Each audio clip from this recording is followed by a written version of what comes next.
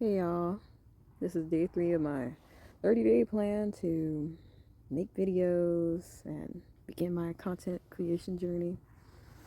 So last night I stayed up till 5 a.m. finishing writing my grandmother's obituary, and it was one of the most, what's the word? Like, it was an honor to do so, but it was difficult to contain 74 years in a couple paragraphs. It was rewarding, it was enriching. It was painful though. It hurt. It hurts not even being aware of not even half, most of my grandmother's life. I conducted interviews with her friends, with some family, with my own mom, aunties, those close to me and those more distant. And just the wealth of information, knowledge, just character traits, and consistency that I saw in my grandmother's life. When I talked to the same person, like they might have had different stories, but the overall message was the same. Like she was a person who loved God. She was a person who was dedicated. She loved her family. She was outspoken. And she was well loved. She had spunk. She was vibrant. She loved adventure. And my whole life, I just knew her as Grandma. And we were close, but I only knew about her life in that time, in the time period that I got there. I didn't know about the 50 years before she got there. So, if I had to rewind the clock and do it all over again, I would definitely ask my grandmother to tell me about her childhood. I would ask her to tell me what inspired her to be a nurse.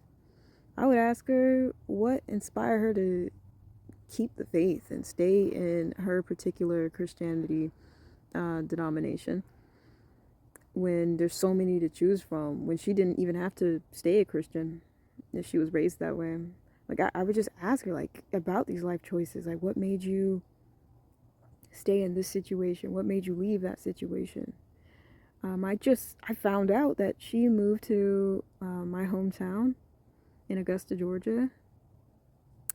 I thought my granddaddy just was stationed there and he retired, but that's not the case. Like they were somewhere else. She could have went home back to Alabama, but she decided to stay in Augusta or come back to Augusta because her best friend was there. And I didn't even know, like, my grandma had a best friend for over 50 some odd years. You know how hard it is to keep a friend for 50 years? Like, I'm on the brink of cutting all my friends off. Like, every 6 seconds, every time they do one little thing, I'm like, I don't deserve this. I'm gonna cut them off. But you see, people have to grow. People learn. People make mistakes. And it's like we're young. Like this isn't gonna be my ultimate version. The person you see today isn't gonna be me in 10 years. Isn't gonna be me in a year. And so it's the same thing with your people, like your relationships. Like you have to allow people to grow and make mistakes. And that doesn't mean let people walk all over you and yada yada yada and that. But it just means like you can't just be cutting everybody off because, oh, I didn't like this. It's like you have to understand relationships, they have their ups and downs, just like life has their ups and downs. If you ain't fighting with your best friend at some point, then y'all ain't really best friends because true friends know every side, every level of you. They see your highs, they see your lows, they know who you are, you know, at your most positive level and who you are at your most negative level. Otherwise, you don't really know me if you haven't seen all my levels, all my sides and shapes. And that only comes from time. That comes from working out conflict. And I hate conflict. But I had to get over that because I have to stand up for myself and speak up for what's right for me personally. But that doesn't mean that like the conflict can't be resolved. Like that's how it gets resolved, by speaking up. And then if that person can't accept it, it is what it is. But just because someone leaves your life doesn't also mean that they won't come back into your life as well. When they had time to grow and shift and change and realize what was important to them. And so just looking at my grandmother's life, it was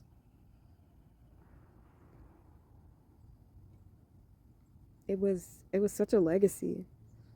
And it's crazy because I see so much of myself in her, and I know usually it's the opposite, where the older person sees their younger self in you. But it's like I see who I want to become in my grandmother. I see the traits, I see the wealth, the and I'm talking about like in friends, in family, in community, in relationships, in spirituality. Like my grandma, she lived a full life, and even though she was gone too soon,